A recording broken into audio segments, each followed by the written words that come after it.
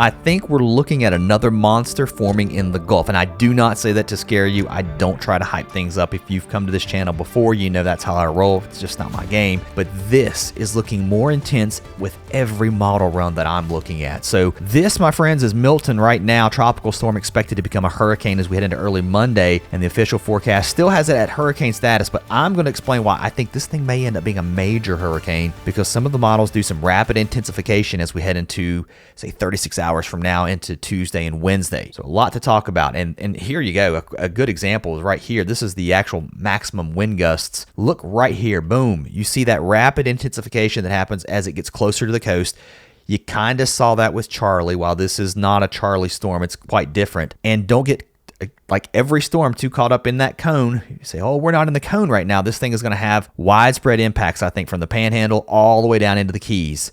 And not only here, once it moves across the peninsula, I think you got to watch out here along the east coast of Florida, Georgia, South Carolina, North Carolina. I think especially in coastal areas, we're going to get some onshore flow here. So, especially at high tide, we could see some decent storm surge here as this thing moves offshore and eventually starts to lose its strength. A lot of consensus here where this thing is going. When you look at the spaghetti plots, you don't see a lot of variations here. So I feel pretty good about Florida. Exactly where that eye wall comes ashore, I think it's still a decent spread here, but that's the target, it looks like. And then again, watch out here. If this thing tries to come up the coast a little more, if that trough is maybe a little slower, it may pull it a little further to the north. That would be something to watch. This trough that will be pulling the storm to the north is going to cause some problems on Sunday right here. I think we're going to have some severe weather as this moves through on the front end of it. And then here comes Milton now, getting stronger and stronger in the Gulf. Two things driving Milton. First, we've got this ridge here across the central United States, and also this upper low. It's a cold core of air here in the mid-levels and upper levels. And around that, you've got your winds coming in like this. While we will see some tugging to the north, I guess, with the trough that's swinging through, a lot of this wind is just going to rip the storm out to sea. It's not coming up into Tennessee. It's not coming up into North Carolina, South Carolina. It's not going to follow the track of Helene.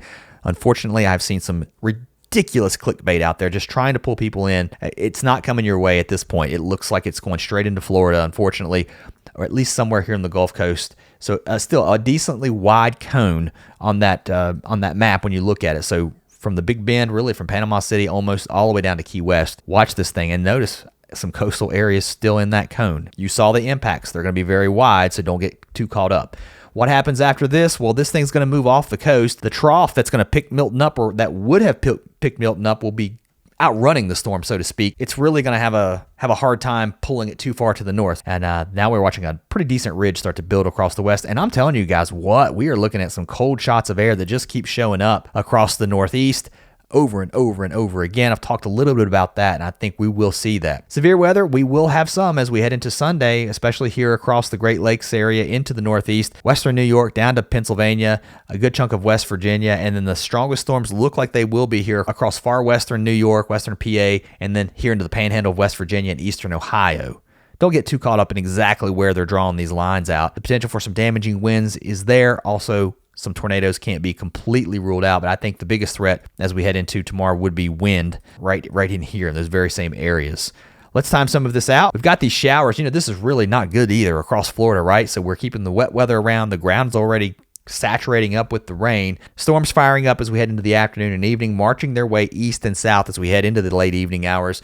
Now from really central New York, dropping down into West Virginia and Kentucky. And look, the Storm Prediction Center kind of dropping things off here in West Virginia, but watch the southern end of these storms in Kentucky, parts of Southwest Virginia. They may hold some strength, but once we get past 11, 12 o'clock, 1 o'clock, they really lose their strength. And I think that's really good news, especially here for parts of western North Carolina and Tennessee, where we do not need any type of severe weather or heavy rain. Now, as we move into Monday, that moves offshore. We turn colder, and that's when we get kind of showery in the northeast.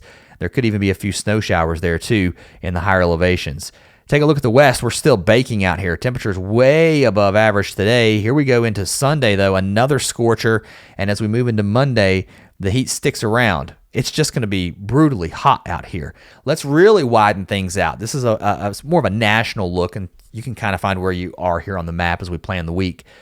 There's Milton, getting stronger and stronger. And let me tell you, the GFS is just going gangbusters with this storm, just blowing it up here right before it gets into Florida. There's that cold air across the northeast with some rain and maybe some snow showers here.